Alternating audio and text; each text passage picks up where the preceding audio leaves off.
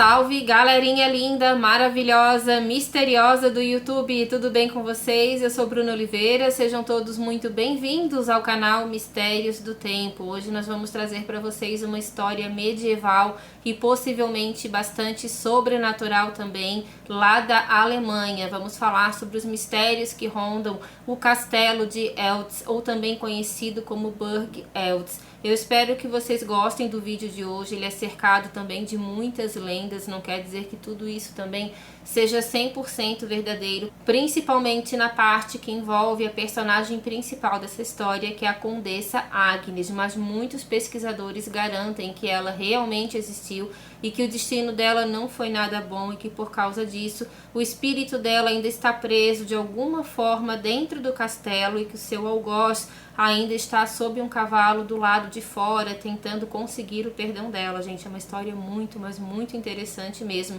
E eu peço que, se vocês gostarem do vídeo, por favor, compartilhem nas suas redes sociais. Não esquece de deixar o like, porque isso ajuda bastante o nosso trabalho. Maratonem as nossas playlists, nós temos mais de 200 vídeos que com certeza vocês não assistiram a todos eles, tá bom? Se puderem também, se tornem membros aqui do canal, isso ajuda bastante. E também peço que vocês se tornem membros do nosso grupo de WhatsApp, porque por lá você será notificado por nós quando sai vídeo novo. Gostam de castelos assombrados e nem tão assombrados assim? Então também conheçam o nosso outro canal aqui no YouTube, chamado Castelos do Tempo. Lá vocês vão encontrar materiais que estão aqui no Mistérios, mas tem muita coisa que nós não colocamos aqui, tá bom? Agora, recado dado, vamos logo para o vídeo. Vlad, é contigo. Solta a vinheta.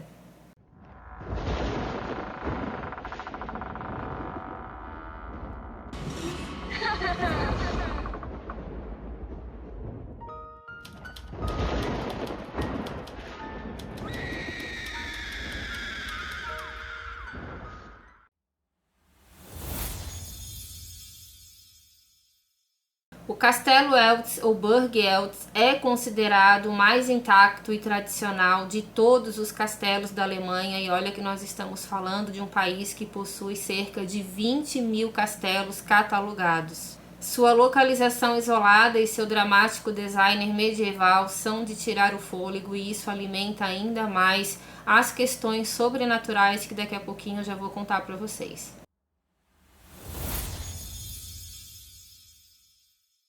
A primeira menção à família Eltz data do ano de 1157, com a figura de Rudolfus de Elze, ou Rudolfus de Elze, ou também com outro sobrenome que possa ter originado o sobrenome Eltz. Acredita-se que a construção desse castelo tenha se iniciado justamente nessa época, ou seja, gente, nós estamos falando de um castelo do século XII. Muita gente passou por lá, muitas histórias estão com certeza impregnadas naquelas paredes. Essa construção do castelo, ela foi impulsionada também pela necessidade de proteção e também por causa de um contexto de conflitos feudais.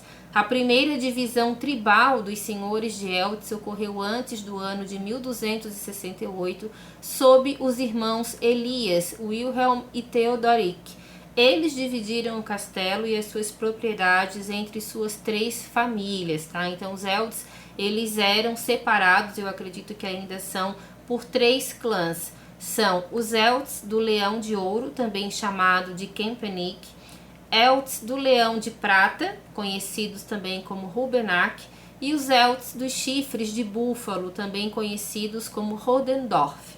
Os acréscimos desses nomes, a essas linhas principais, foram derivados das esposas desses 3 irmãos, que vieram do castelo de Kempenick, Rubenach e também Rodendorf. Ao longo dos séculos, o castelo Eltz foi expandido e também remodelado por diferentes gerações da família, e hoje ele possui simplesmente 8 andares.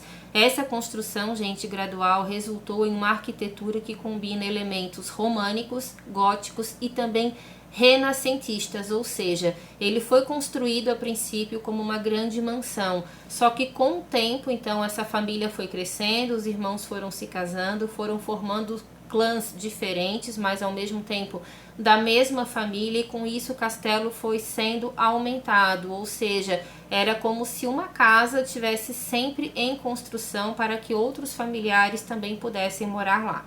A família Eltz sempre foram os proprietários e habitantes desse castelo, isso continua até os dias de hoje. Eles permaneceram lá por mais de 850 anos, então durante esse período eles desempenharam também um papel muito importante na política regional, servindo como senhores feudais e também como conselheiros de alguns imperadores, ou seja, era e ainda é uma família bastante importante, principalmente na política do país.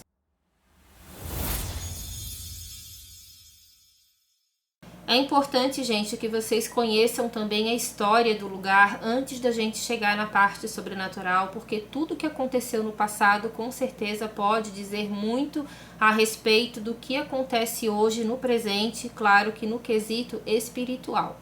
Enfim, diferente de muitos outros castelos da região, o castelo de Eltz ele nunca foi capturado ou destruído por algum inimigo.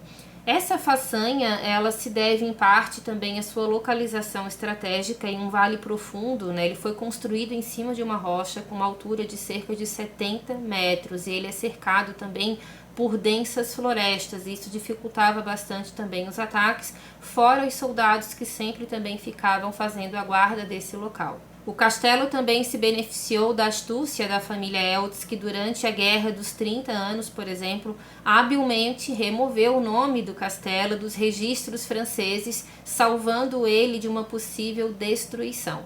Hoje o castelo ele é aberto para visitação, eu não sei se todas as alas são abertas porque as famílias ainda residem lá, o conde e a condessa de Eltz ainda residem lá, mas acredito que pelo menos uma boa parte seja aberta sim para visitação, é pago uma taxa de entrada, são visitas guiadas também e muitas coisas sobrenaturais também são contadas nesses passeios. Burg Eltz é considerado um dos castelos medievais mais bem preservados da Europa e ele foi declarado Patrimônio Mundial da Unesco no ano de 2000 e como todo castelo medieval, é claro, ele é cercado de segredos, mistérios e possivelmente fantasmas. E são sobre esses mistérios que nós vamos contar para vocês agora e eu espero que vocês gostem. Mais uma vez eu peço que se gostarem, gente, não esquece, deixa o like que ajuda muito o nosso trabalho.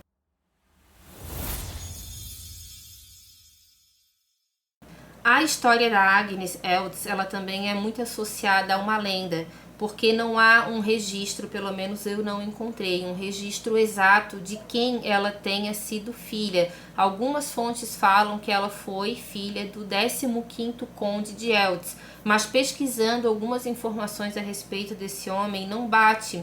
Não é mencionado o nome da Agnes e também não é mencionado que ela tenha falecido de uma forma tão trágica dentro do castelo. Outras fontes também já mencionam que essa história teria acontecido no século XIV, ou seja, no ano de 1300 e lá vai bolinha. E eu acredito que tenha sido justamente nesse período, porque nessa época eram apenas feitos retratos, então há pouquíssimas coisas também a respeito de retratos dos primeiros condes de Eltz. Mesmo tendo algumas controvérsias a respeito ali de quem ela realmente tenha sido filha, uma coisa é fato, dizem que ela realmente existiu. Agora, em qual período da história é que fica a grande dúvida, mas quem visita o castelo fala que já foi mostrado pelos guias uma armadura que está com uma flechada, tá, na parte do coração, e essa armadura se diz, então, né, todo mundo fala que essa armadura seria da Agnes, porque foi dessa forma que ela tragicamente teria morrido dentro do castelo. Entre os séculos XIV e XV, um dos condes de Eltz, ele vivia no castelo com a sua família.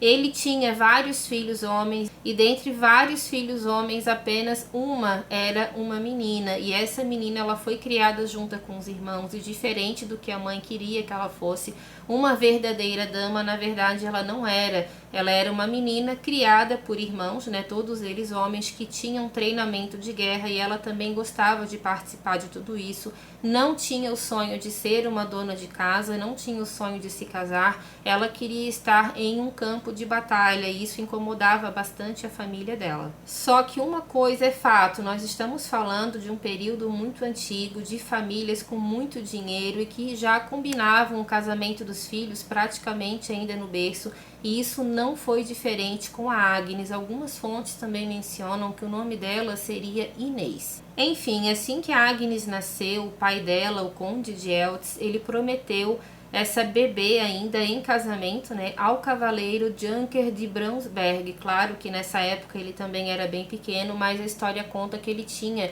uma certa diferença de idade, entre 10 a 15 anos, então ele era um pouco mais velho do que ela.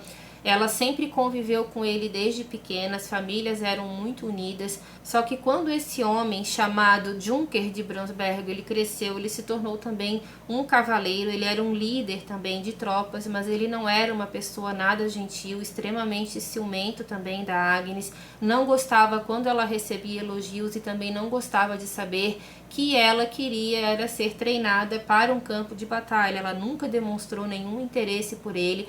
Quando ela chegou na adolescência, ele tentou se aproximar dela de algumas formas para tentar realmente conquistá-la, mas ele não conseguiu. Os relatos, que são muito antigos, ou seja, são contos, né, falados ali de geração em geração, família por família, vai contando essa história, dizem que ela nunca se simpatizou por ele, que ela achava ele um homem bastante insistente, muito em cima dela, e ela realmente não queria ter nada com ele. Ela chegou a conversar com os pais dela a respeito, mas o noivado já estava marcado e um casamento em breve seria marcado logo após ela completar 15 anos de idade.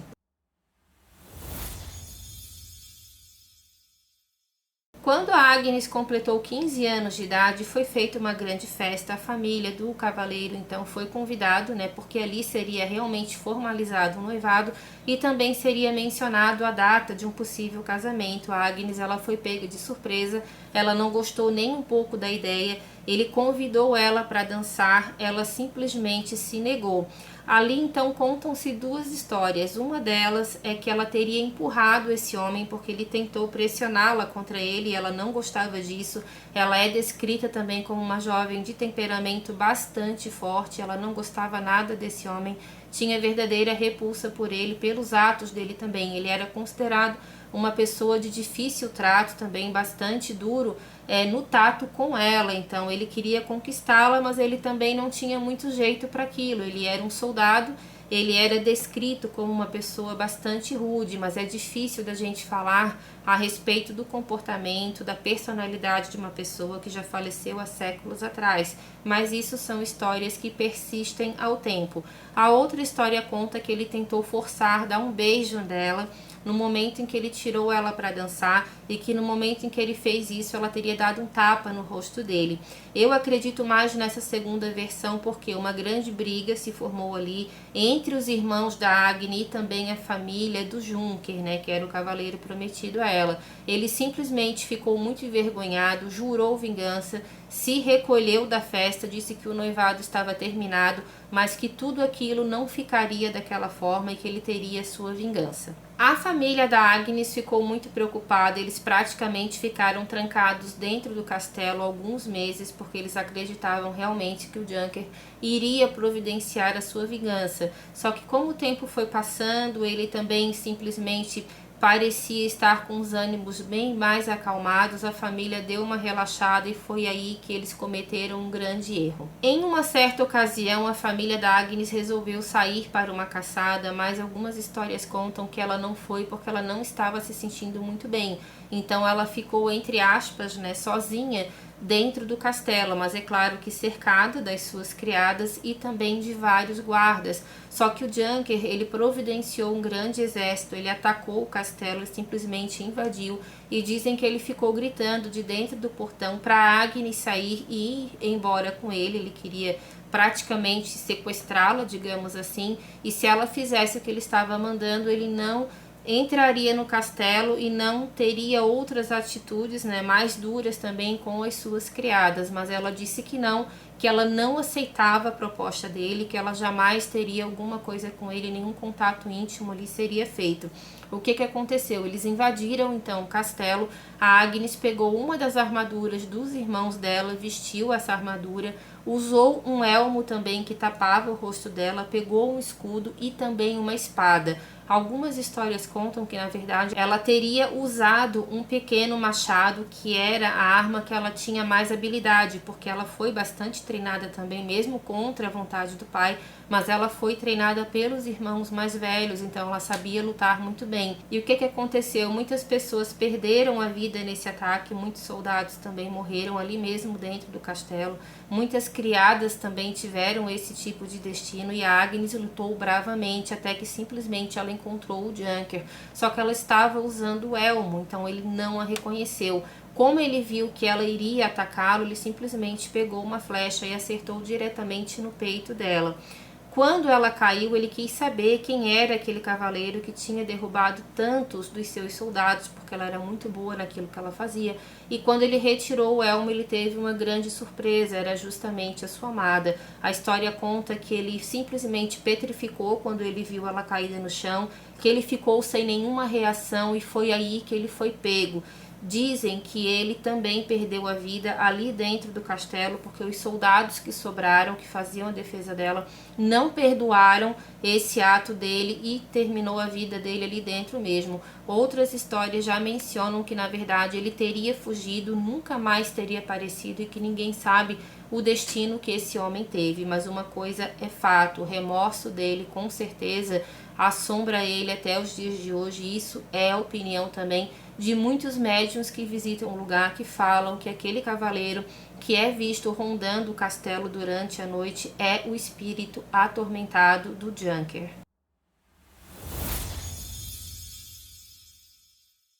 Histórias mencionam a aparição de um cavaleiro fantasma que ronda o castelo de Eltz durante as noites.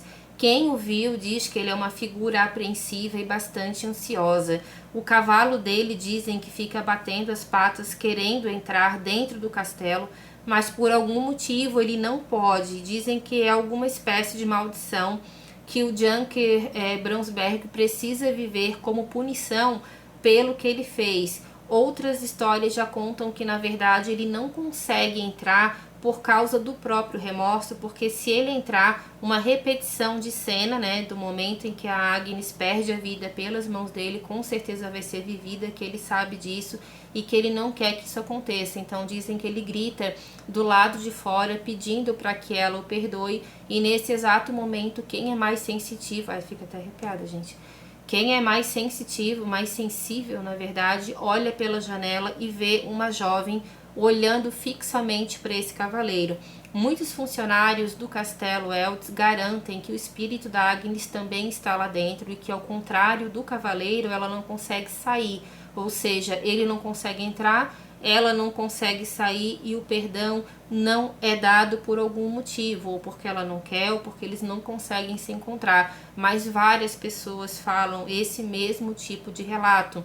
Muita gente fala que vai lá, não sente nada, não vê nada, mas eu estou falando para vocês não somente de visitantes, de equipes de paranormais que vão para lá gravar vídeo. Muita gente, eu sei que exagera a situação para conseguir um like, mas também tem outras pessoas que não têm nem canal no YouTube, são pessoas de mais idade, não ganham nada com isso, inventando certas coisas. Tem funcionários lá dentro que já são muito antigos, pessoas idosas, que contam que desde a sua juventude a visão de uma jovem é vista muitas vezes, sim, olhando pela janela, que ela está usando uma armadura e que ela segura também um elmo na mão. E nesse mesmo momento, barulhos de cascos de cavalo também são escutados. Algumas vezes esse cavaleiro não é visto, mas outras vezes ele é visto também. Isso até me lembrou uma cena, gente, do filme A Lenda do Cavaleiro Sem Cabeça, que eu particularmente adoro. Tem uma cena assim também, que o cavaleiro ele não consegue entrar na igreja, né? O cavalo fica batendo ali as patas do lado de fora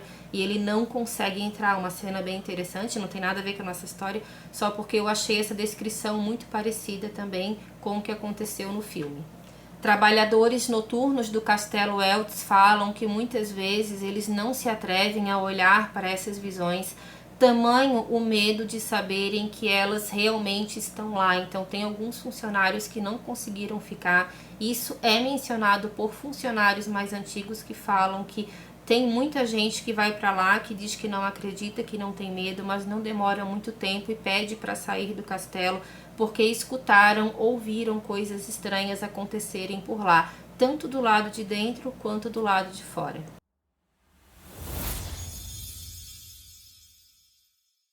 A sala mais assombrada de Burg-Eltz é a sala da Condessa, que era justamente o quarto ou um local aonde a Agnes mais ficava. E dizem que por lá muitas coisas acontecem, principalmente envolvendo lâmpadas. Dizem que as lâmpadas de lá estouram com muita facilidade, acendem e apagam aparentemente sozinhas, que muitos objetos também já foram vistos flutuando na frente de alguns funcionários que simplesmente apagaram e quando acordaram contaram que tinham vistos. Aqueles que eram mais antigos ficaram, mas aqueles que eram novatos realmente não quiseram ficar, nem sequer as contas do trabalho foram encerradas da forma correta, pertences pessoais foram deixados lá porque disseram que nunca mais entrariam lá dentro. Essa sala da Condessa ainda contém, segundo muitos visitantes, a armadura que a Agnes estava usando quando ela faleceu e que um machado também está do lado dessa armadura.